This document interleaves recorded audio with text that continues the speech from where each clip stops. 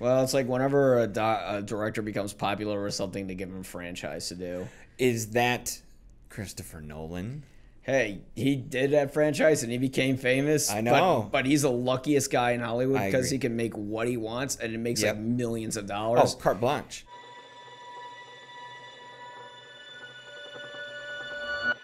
Dunkirk review.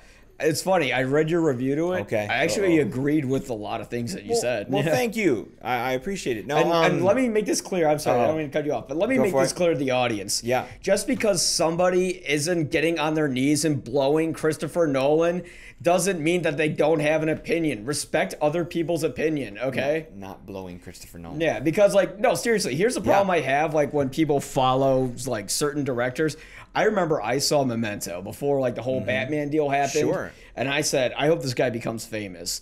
I'd never physically threaten violence on someone or think that their opinions are completely unvalidated because they don't think a movie's good, which I know you gave Dunkirk 3 out of 5. I gave it 3 out of 5. That's above average. That's a 6 or a 7 out of 10 scale. Exactly. For but me, it has that to be was a enough. 10. It has to be perfect. Oh, It's Christopher God, Nolan. Your opinion sucks. You don't know what you're talking about. I have been fighting fucking people It's so all fucking weekend. What is wrong with people? Well, can't they just listen to a fucking opinion and respect it? No, because I got on. Well, I pushed back a little bit. I got on a rant with a couple of fellow critics. Shout out to the Feel and Film podcast and some of those folks over there.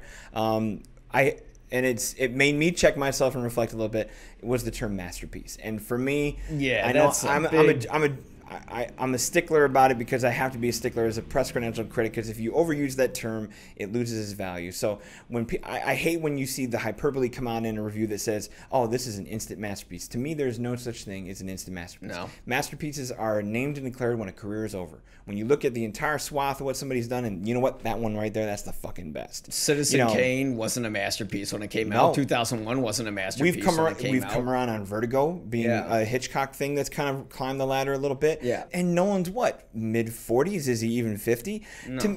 Has he made his masterpiece yet? He's made fantastic films, but who's to say he doesn't top himself?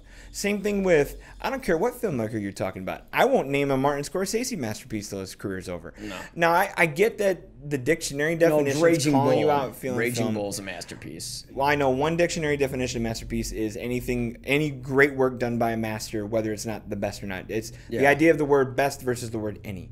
Now, I get that, but I think it could be overused. So I refuse to go that way, and I wait for naming one. If Peter Jackson was killed by a Bulgarian hooker today, his masterpiece would be blank. That would be amazing. Would be blank, If Christopher Nolan was hit by a bus today, his masterpiece would be blank. Like, I fully believe you can have... I think it would be Inception then. There would be like a train in the middle of the highway. If he was killed by his own train in the middle of the highway...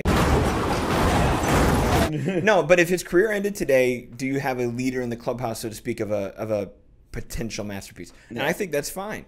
If Nolan's career were to end today, it ain't Dunkirk. His masterpiece to me is Memento. That's my top number one. You know, and if he's the guy who's lucky in his first time out in that kind of way, good for him. But I haven't seen a film from a writing and filmmaking way pass it since. Has he gotten better with his budget and his chops? Of course.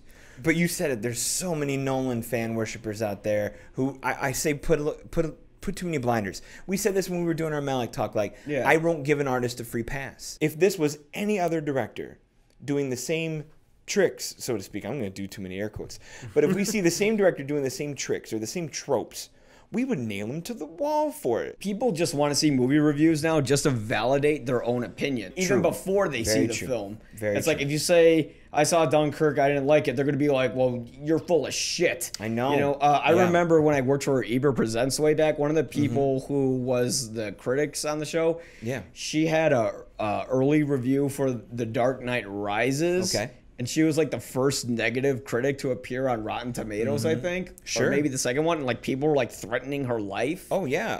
What the fuck is wrong? Even Christopher Nolan would be like, what the hell is wrong with you? Let me listen to what you have to say. One of my Chicago independent film critic peers. Threaten your life? No.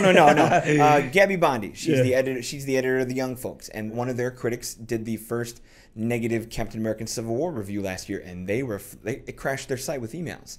And I'm like, it's just two things. One, it's just a movie.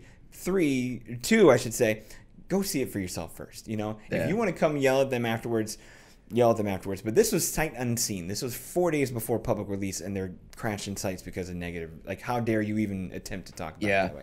And I've been fighting Nolan fans off with a stick for 4 days. It's been crazy. I'm a Nolan fan, but I can admit flaws when I see them. I'm a tremendous Nolan fan. He's a master filmmaker. He's a master filmmaker. And whenever you see a Nolan film, instead of like comparing them to other Nolan films, they're just fucking great films. Yeah, I admit, and I made a point of that in my review of Dunkirk. I got to reread my review, but if I remember correctly, I don't reference a single other Nolan film. I name drop Interstellar only because it matches the cinematographer and composer. That's it. You know, because I want judge it on what it is. I mean, that's the problem when people carry those reputations with them into judgment of a film. It just it doesn't mix too well. It does. It hinders your experience, kind of. Yeah, like hey, just you're bragging about old girlfriends when you're watching. This is your date. Dunkirk's your date tonight.